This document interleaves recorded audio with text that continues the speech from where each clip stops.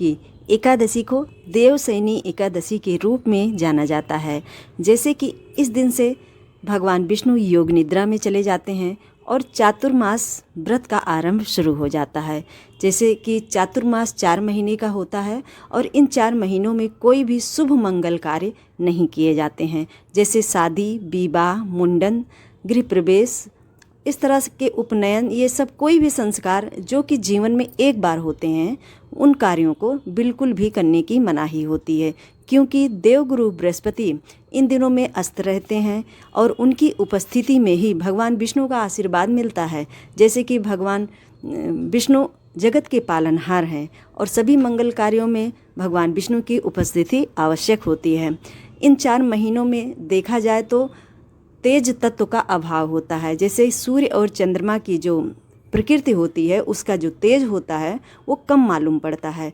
तो ऐसे में इस कारण से इन सभी दिनों में कोई भी मांगलिक कार्य नहीं किए जाते हैं। धर्म, कर्म, पूजा पाठ और व्रत उपवास जितना कर सके उतना अच्छा है। इन दिनों में पृथ्वी का कार्यभार भगवान विष्णु शिव जी को सौंप कर जाते हैं, इसलिए भगवान शिव की पूजा इन 4 महीनों में विशेष रूप से की जाती है। आपने देखा होगा सभी व्रत, त्योहार, तीज और यहाँ तक कि सुहागने की जितने सारे व्रत वगैरह होते हैं वो सभी इन 4 महीनों में ही आते हैं।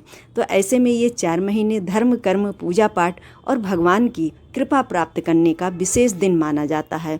साल 2025 में देवशयनी एकादशी कब मनाई जाएगी, चातुर्मास का प्रारंभ कब से होगा और चातुर्मास के दिनों में किन किन कार्यों को करना चाहिए और कौन कौन से कार्य ऐसे हैं जिन्हें हमें बिल्कुल भी नहीं करना चाहिए। इन दिनों में व्रत उपवास कैसे करें, नए व्रत हम शुरू कर सकते हैं या नहीं कर सकते हैं, इन सभी प्रमुख बातों पर आज की वीडियो में चर्चा होगी। वीडियो आपके लिए हेल्पफुल लगे दोस्तों तो सब्सक्राइब भी ज़रूर कर दीजिएगा और हमारे वीडियो को लाइक शेयर करना मत भूलिएगा। साल 2025 में ये एकादशी 6 जुलाई को रखा जाएगा। 6 जुलाई को उदया तिथि के अनुसार देवशयनी एकादशी का व्रत किया जाएगा और इसी दिन से चातुर्मास का आरंभ भी हो जाएगा। चातुर्मास 4 महीने का मंथ होता है जिनमें कि भगवान विष्णु योग निद्रा में जाते हैं। जैसे कि सावन, भादों, क्वार, कार्तिक और कार्तिक की देव उठनी एकादशी को भगवान विष्णु पुनः वो उठाए जाते हैं, जागते हैं और पृथ्वी का कार्यभार फिर से संभालते हैं। इन 4 महीनों में भगवान शिव को पृथ्वी का कार्यभार सौंप करके वो योग निद्रा में चले जाते हैं। इन 4 महीनों में कोई भी धर्म, कर्म, पूजा पाठ आप बड़े भाव से कर सकते हैं, नए व्रत को भी उठा सकते हैं। 4 महीनों में कोई भी मांगलिक कार्य नहीं किया जाता है। एकादशी तिथि की शुरुआत की बात की जाए तो 5 जुलाई को शाम में 6:58 से एकादशी तिथि प्रारंभ हो रही है, जो कि 6 जुलाई की रात्रि में 9:04 पर समाप्त हो रही है।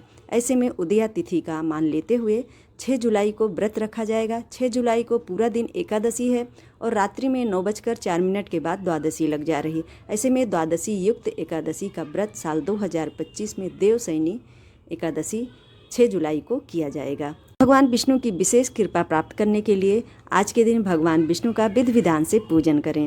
उन्हें पीले फूल, पीले वस्त्र और पीली मिठाई आदि समर्पित करें। पीले फल ले आएं और धूप, दीप सभी चीज़ों को भाव निवेदन करते हुए आप समर्पित करें। माता लक्ष्मी का पूजन करें साथ में। उसके बाद आरती करके अपने पूजा में किए गए जो भी भूल चुके हैं उसके लिए क्षमा प्रार्थना करें। और दोस्तों, इस व्रत की जो कथा है उसे पढ़ना न भूलें। इसके साथ ही दूसरे दिन द्वादशी को स्नान करके आप भगवान विष्णु का फिर से पूजन करें और ब्राह्मण के निमित्त अन्न, धन, वस्त्र जो भी हो, ना कुछ हो तो रुमाल ही रख दीजिए। और इसके साथ ही ऋतु के अनुसार जो भी फल और सब्जियां हों उन्हें सम्मिलित करके थोड़ा सा धन आप जरूर रखें दक्षिणा के रूप में। इन्हें सभी चीज़ को आप संकल्प करके किसी ब्राह्मण देवता को आप समर्पित कर दें, दे दें उन्हें और उनसे प्रणाम करके आ जाएं। ऐसा करने से ही व्रत का पूर्ण फल प्राप्त होता है, अन्यथा व्रत अधूरा माना जाता है। तो ऐसे में इन बातों का ध्यान रखते हुए जो भी अपने नियम हो धर्म के अनुसार व्रत के, उनको जरूर आप धारण करें, तभी व्रत का पूर्ण फल प्राप्त होता है। इन 4 महीनों में प्रथम मास जो है वो सावन का महीना शुरू होता है। जैसे कि भगवान शिव का सबसे प्रिय मास माना जाता है सावन का माह। भगवान शिव की कृपा प्राप्त करने के लिए सावन के महीने के प्रत्येक सोमवार का व्रत रखना और मंगलवार के दिन मंगला गौरी का व्रत रखना विशेष रूप से हमारे समाज में व्याप्त है। प्रकृति की पूजा की जाती है, जैसे कि हरा रंग की प्रधानता इस महीने में विशेष रूप से देखी जाती है। भगवान शिव को हरा रंग अति प्रिय है, इसलिए भगवान शिव पर बेलपत्री इस महीने में आप संकल्प लेकर के प्रतिदिन जरूर चढ़ाएं। इस तरह से दोस्तों कुल मिलाकर के देखा जाए तो चातुर्मास में कोई भी मांगलिक कार्य शुरू नहीं किए जाते हैं, परंतु धर्म कर्म पूजा पाठ और जो भी व्रत और त्यौहार हैं उन्हें बड़े भाव से हम कर सकते हैं और नया व्रत भी शुरू कर सकते हैं। जानकारी आप सभी को कैसे लगे हमें कमेंट करके अवश्य बताइएगा। चैनल पर यदि आप सभी नए हों तो सब्सक्राइब भी जरूर कर दीजिएगा। जय श्री कृष्णा, राधे राधे दोस्तों।